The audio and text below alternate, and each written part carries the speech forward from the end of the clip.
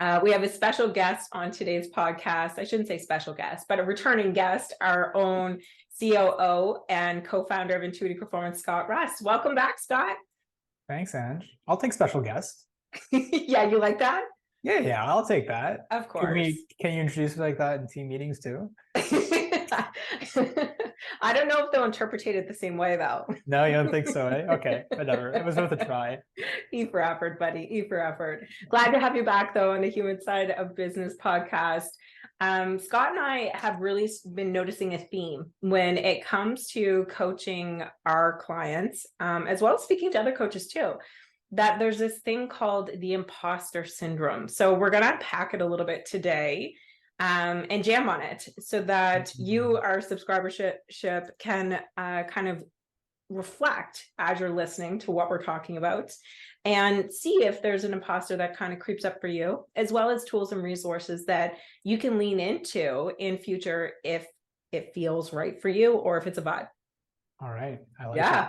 So putting you on the hot seat, Scott, what have you been seeing?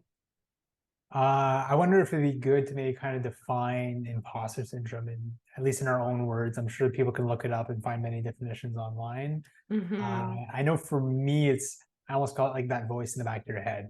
Right. The thing that, shows up when maybe you're doing something that's uncomfortable or that is kind of holding you back from one space or another, and kind of lets you know all these reasons why you shouldn't be doing something.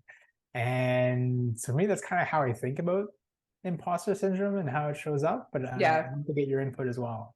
Yeah, I really enjoy that. I mean, technically speaking, there's 5 different types of imposters. And this is why Scott and I work so well in business, because he gets down into the weeds to really define something so that we can look at things from a succinct manner. Whereas I'm like, okay, there's this thing and we're going to do this thing, right? So when we're talking about imposters, there's the perfectionist. So that's the kind of voice, using your word, Scott, that is in the back of your head that you can't let go of something, or you can't delegate unless it's perfect, or you can't submit that blog until it's perfect, or maybe, you can't go for that promotion until you know that you've perfected your performance and your approach. Then there's the soloist. So it's like, it's not good enough unless I do it on my own. And it's not coming from a place of selfishness. That's actually what the imposter is telling us, that we have to be able to do it on our own. And if we can't do it on our own, then it's not good enough. Then there's a natural genius. And there's different titles for these types of things. But the crux of this is that, if it doesn't come easily to me from a place of cognitive or behaviors, etc., if it doesn't come naturally, then it's not good enough, and therefore neither am I. Then there's the expert. So I have to know every single thing about that thing before I can actually deliver on that thing.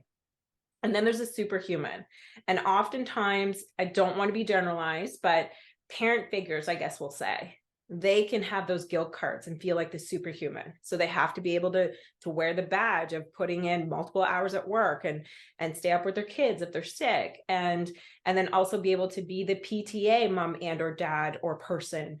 And then also be in the community, right? So it's that superhuman figure or script that sometimes we can have in our minds. But it can be more hindering than helpful. So that's kind of the rundown of what types of voices. And of course, there's blends. You might have more than one perfectionist talking to you on different topics. I've definitely noticed that being vulnerable in myself at times, as well as others.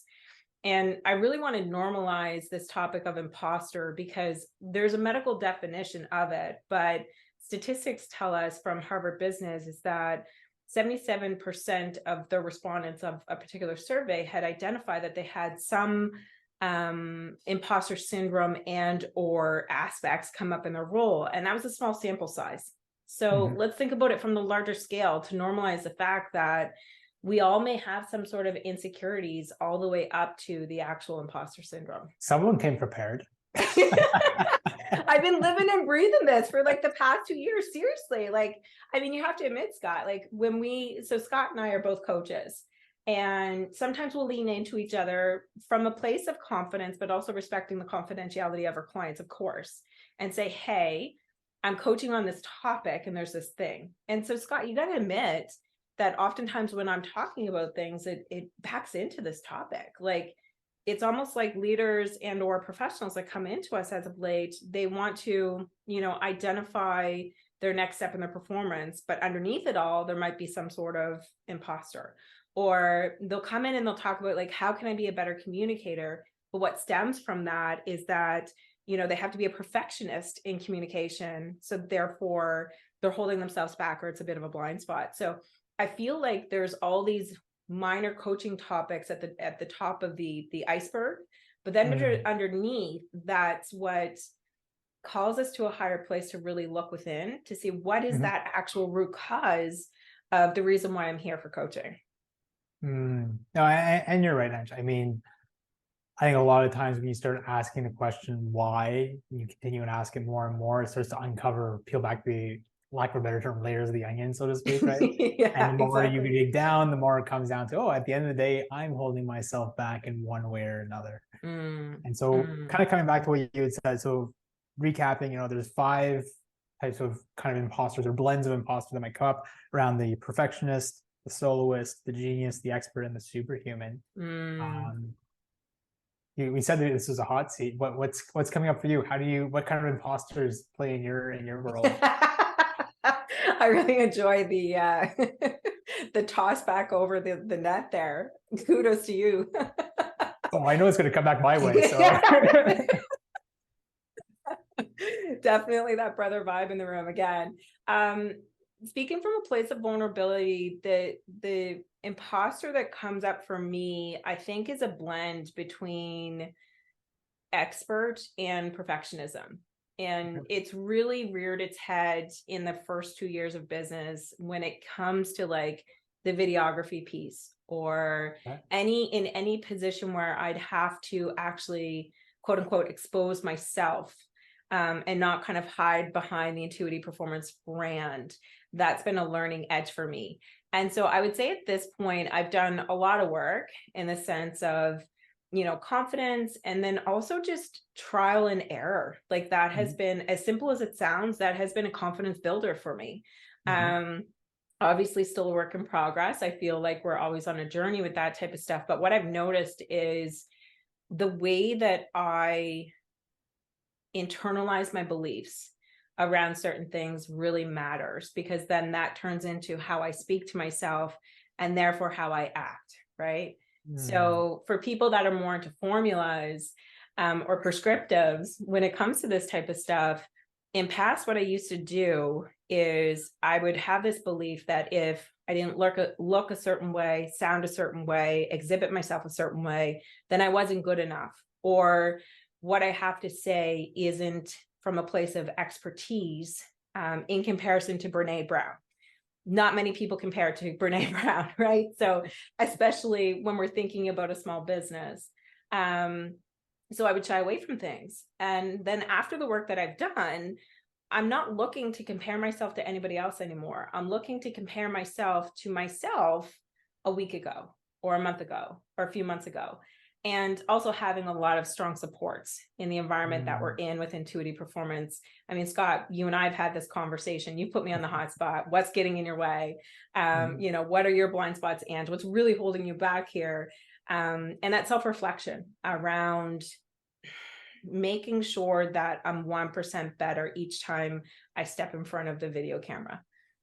All right. No, that's fantastic, Ange. I do want to acknowledge, 100 plus podcast episodes in, you've certainly broke through that barrier from a podcasting perspective, and continue to show up on video and on stage with our clients and Thank the you. VPL cohorts and everything else.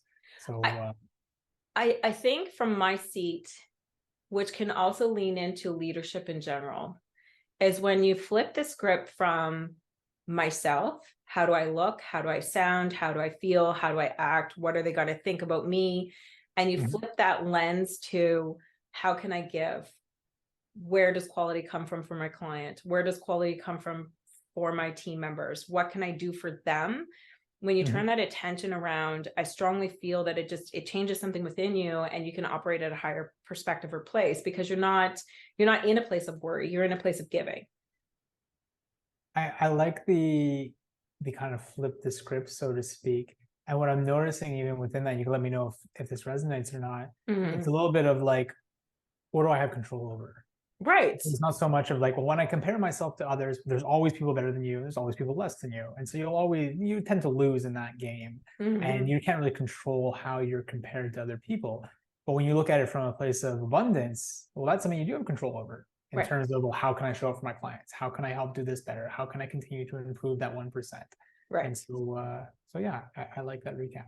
Definitely, definitely. And Scott, what have you seen from your seat as a coach over the past year when it comes to this quote unquote imposter? What kind of things kind of pop up in the sense of, business cases? It's a good question. I think it depends who I'm coaching with, but let's say if we take it from the lens of management and leadership, Mm, um, I think it changes depending on what level of leadership you're in. If you're that's that fair.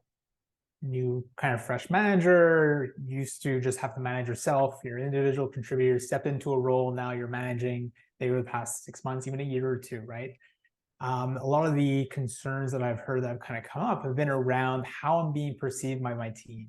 Mm, And so it's a little bit of that lack of confidence in self, which makes sense, right? You don't have that experience yet in terms of of managing course. people, or maybe you haven't gone through the right training yet to help support you and provide you the tools to be able to do that. Quick plug there for our Whole Person Leadership Cohort. I love it. I love it. Check it I think out. that's perfect. But kind of building on that, as we go through our leadership journey, or even what I've seen just with the clients I worked with, then from there, it's not so much around like, well, how can I manage my people, but how can I lead them forward? Right. And so now the Mm, concern isn't so much about, do they like me? Am I doing it right? And maybe those things never really go away. That happens too. But otherwise, it's stepping up even a little bit further as to, how can I show up in such a way that actually gets people behind the goal and actually mhm. gets people to help move forward? And I look at it a little bit from a tactical lens, just the way that I kind of operate from there. But I can imagine you have maybe some other instances or other stories to be able to share. I like your thought process anecdotally where it's your voice or your anti-hero voice is what we call it at Intuity Performance is Mhm. always there. I think the differentiating factor is identifying, is it driving your proverbial bus? And if so, where do you really want your anti-voice to be? And oftentimes it doesn't totally go away, but it takes a back seat or it gets really soft. Mhm. And I've always been interested in humans in general. Like I'm definitely that type of person where I could sit and people watch all day and be like, I wonder what their story is, or what type of day are they having. But anyways, I'm a super curious person. So observing clients as they move through the anti-power superpower exercise with us at Intuitive Performance, what I've really started to notice is that their levels of self-awareness. So when my anti-power comes up, what are my triggers? What's going on here? That heightens. And then you can also see almost like a transition. So there's different areas where we didn't notice this anti-power kind of showing up in past, and now we do. So it's almost like you graduate or elevate to a different portion of dealing with your anti-power, and then knowing that you have your superpower. And what I mean by anti-power, superpower, your anti-power is your imposter, and your superpower is your opportunity to create how you actually want to be and show up as in a particular environment, situation, managerial conversation. Maybe you're doing a leadership retreat with your team members and there's a certain way that you want to show up. So your superpower is kind of like your own superhero in that you have control, to your point, as to how you want to show up for other people. And the definition of that really varies between clients and different people as to what that looks like based Mhm. on their comfort level and what they're willing to do as well. I think one of the things that is worth repeating here, and just talking about that superpower, when you said, Mm, how I want to show up, right? And it's saying giving permission to yourself, say, hey, you can actually make those changes, right? mm, Just because the anti-hero, that imposter is the habit that's been developed and continue kind of, I talk, the voice in the head kind of thing that I was mentioning earlier, just yeah, because it's always been there doesn't mean it always has to be there. And right. recognizing that those things can change and you can step into that seat or that superpower around how I want to show up and what I like to be. It's not, doesn't mean it happens overnight, but rather coming back to your 1% rule, right? If you can just make a small improvement next time, and maybe normally your anti-hero kind of takes over and really drives the bus. Well, maybe next time, you get a little bit better and they take a backseat a little bit sooner than they did the last time. And all you're doing is looking is having progress over perfection and to continue Absolutely. to build upon yourself there. I think it's worth noting, the fact that this can be changed, even if you find yourself in a situation where, this is just the way I'm used to, or it's what it's always been. Exactly. And a few things come up for me as you're speaking to that, Scott. And I bring up this stat in many of our cohorts and group conversations or group coaching conversations because it's very purposeful. So I asked the question, when it comes to constructive versus positive feedback in a ratio, what do we need to see in children? And the answer is 5 to 1. So 5 positive or strength builders to 1 constructive piece of feedback. And then I'll ask the question, so what about adults? And 100% of the time, every leader, professional, etc., they identify that it's a lower ratio. It's actually higher. It's 6 to 1. And so now let's compute that into how we're talking to ourselves. So regardless of thinking about the 5 different characteristics of an imposter syndrome, how often is your imposter kind of beating you up internally or giving you constructive criticism versus your superpower, which would be the strength builders or the positive feedback, kind of having the mic or that proverbial script. So that's kind of how what was coming up for me as you were speaking to that piece. That's really important to speak about the superpower. The other thing that I've really noticed with coaching clients is that it's super easy to talk about the anti-power and super challenging at first to talk about the superpower. And that highlights a huge thing from a societal perspective, another total different conversation. But all that to say, it really draws attention to ensuring that you find the right resources if you're looking to elevate your leadership skills, if you're looking to really truly lead from a human-centric perspective, if you're looking to continue to build on your performance, regardless of if you're in leadership or not. It raises a huge eye-opening point for sure. Yeah, it's interesting because I just kind of realized it as you're explaining that it's true. There's something that is uncomfortable about stepping into your superpower. And like, even if I look at it for myself, and like, I think about, how I want to show up differently and how I'm practicing to show up differently and how I'm quieting the storm, so to speak, or, dealing with my own imposter. But yeah, thinking about yourself in that realm can feel uncomfortable and can, it's a change of habit, change of script. And so what's been your experience around either, coaching clients and helping them bridge that gap of like, ooh, talking about myself in this way kind of feels sticky to, oh yeah, no, this is exciting. Like I want to step into this superpower and I'm starting to do it on a more regular basis. Yeah, definitely. I think it's to normalize creating avatars. Okay. And when I say that, I often do an exercise with clients, and it's not something that I've crafted. It's been passed down to me from my mentor and coach. I've heard of other coaches doing it, so I'm not. This isn't a claim to fame. But all this to say is that if we're talking about ourselves, it feels icky, whether it's good, bad, or indifferent in some circumstances, right? But if we're talking about a character, then you can be more objective. You can be out of that emotional brain and more into your kind of thinking or problem solving brain. So I always pitch the anti-power, superpower avatar exercise to coaching clients. And there's only been one instance where they were like, no, that's not going to drive for me, because it's a fun little exercise where we paint the picture of this character. What do they look like? What do they sound like? What would you name them? Are they a cartoon? Are they a political figure? Are they an actor? Are they a thing maybe? And then once we get a hold of that, it's like, okay, so let's conversely think about the superpower and what do they look like? And what I've seen is that there's been blockages when people are trying to think of them relating themselves to that superpower because they're not there yet. And that's okay. That's the whole point of the exercise. So again, it's taking separation or division from that exercise and being like, okay, so when you think about leadership, or when you think about that perfect performance in XYZ position, what does that superpower look like? How do they sound? What would you name them? Et cetera, et cetera.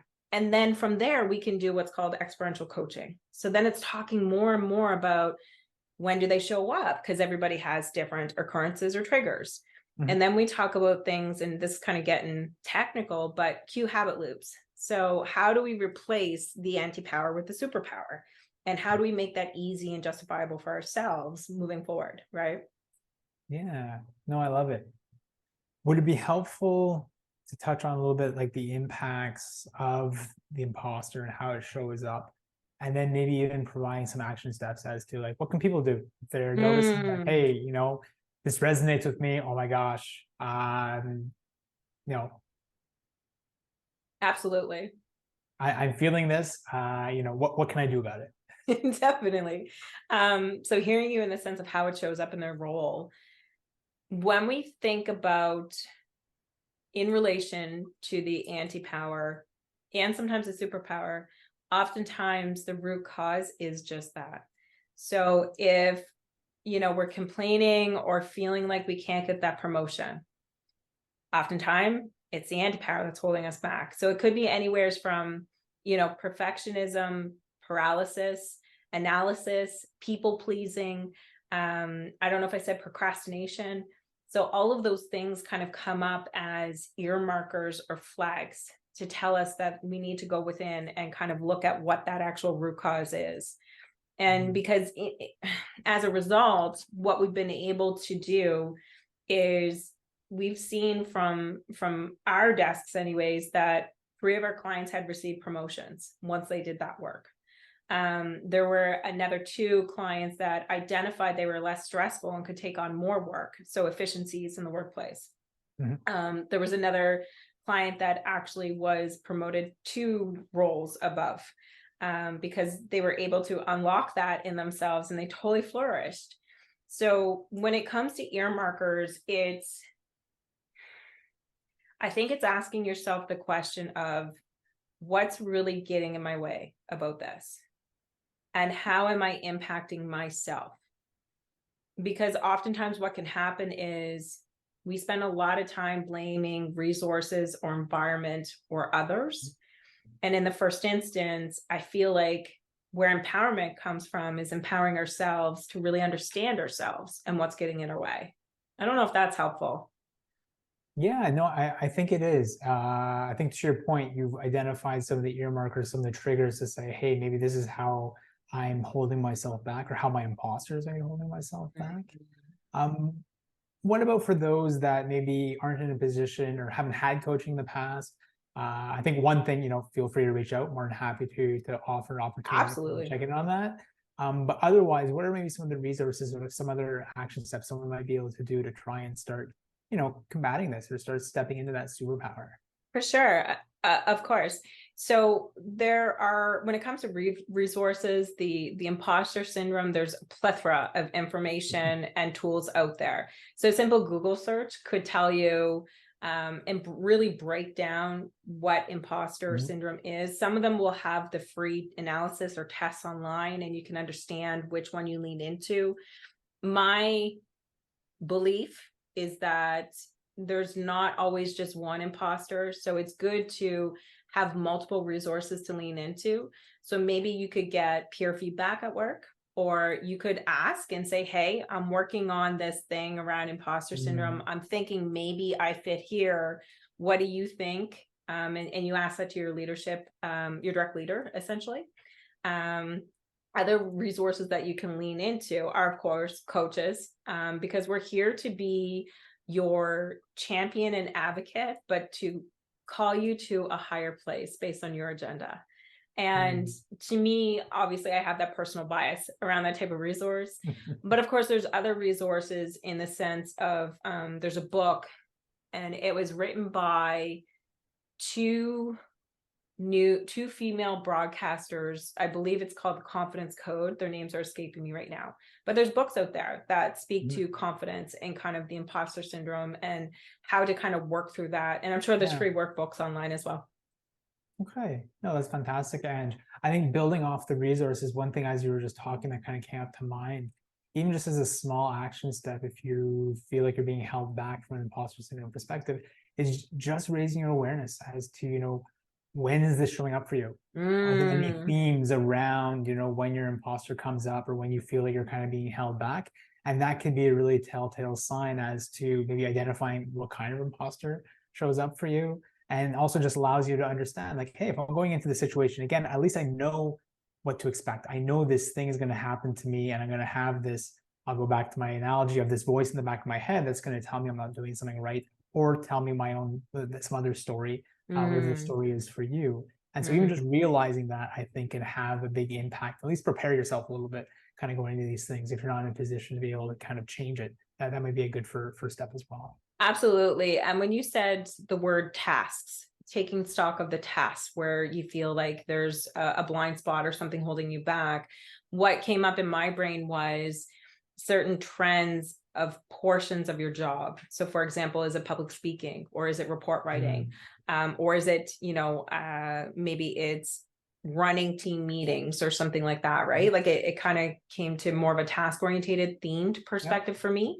Um, and the other thing that's coming up for me too, Scott, is, and this is a bit of a tangent, in parallel to this, I strongly believe that as adults, generally speaking, or professionals, understanding ourselves, because oftentimes what I've seen is that we're blaming the imposter syndrome when in actuality, we just need to understand our own behaviors, right? So as humans, we kind of fill in the blanks of what we don't know. So let's just say, before I started Intuity Performance, I was a very high IS. That has since shifted. And so oftentimes when I spoke in the workplace, I would reflect back on myself, and then I would feel guilty because I was talking about myself and not the other person. I felt like I should have been giving to that person. So it was almost like I would like shame myself for using those types of examples from that way. Mm, Then when I did my DIS report as an influencer, you're very much about a mhm, human-centric approach from the place of your own experiences. And that explained it and grounded me in that to understand, okay, but I need to learn to adapt in other areas for other people as well. And so mm, bringing this back full cycle, it's normalizing our behavior, mhm. and then identifying what do we want to do with this information from there. So, it's looking at kind of our full self and not just in isolation to one particular piece. Mm, okay.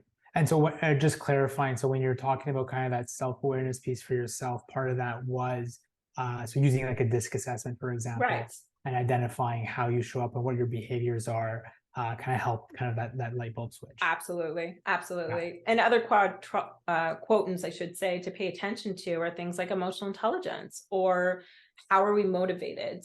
Mhm. Maybe our resiliency quotient as well, right? Because again, the more information that you have about yourself, the more um, intentional decisions you can make in those particular areas. Okay. Yeah, definitely. So I guess as we're kind of wrapping this up, Scott, what would you say are the top three things that we should really take away from today's session? Ooh, top three things we should take away from today's session. See, now I feel like I'm in the hot seat. I'm no longer a special guest. What is this? So I think takeaways for me are, one, the understanding of how imposter syndrome might be holding us back. I think is Mm, one definite one. From there is, and I'll be repeating myself here a little bit, but that self-awareness piece as to like, well, what situations or themes might you notice around how it's holding you back? And the last one here is, looking at that superpower, understanding that, hey, you know what, just because things have been this way before doesn't mean you can't change. And so change is available to you. It's hard, as we both know. yes. It takes grit and resilience to keep that practice going. But at Hmm. the end of the day, you can step into that superpower no matter how uncomfortable it might feel at first, and start living up to that, as you had mentioned, that higher self. You took that challenge by the horns. Not bad, not You wrapped bad. up just Maybe fine. you'll even have me back again. Yeah. I I think everyone would like that, just to see the dynamic and what's going on in Intuity Performance, and some of the hot topics that we can jam on would be fantastic. All right. Yeah. Do we want to touch on the our next whole person leadership cohort coming up? I know we have one coming up. Yeah, for sure. Yeah, shameless plug. So on September 20th is our next open cohort. So individual leaders can apply from any demographic or industry, I should say. And yeah, so we're taking applications now all the way up to, I believe, the end of August, if I recall correctly. You can certainly find out more information about the Whole Person Leadership Cohort by contacting us directly, or we have our landing page on our website as well at www.intuityperformance.com. Yeah, we'll drop a link maybe to the program as well in the show notes. We'll That's a have great idea. easy access to it. Definitely. So yeah, that is what's going on with our Whole Person Leadership cohort, the open one. And also too, for those listeners that have larger organizations, we also conduct our Whole Person Leadership cohorts directly for businesses that have 5+ leaders type thing. All right. Yeah. Sounds good. Okay. Well, thanks for having me again, and thanks for listening, guys. Yes, likewise. Take good care, everyone.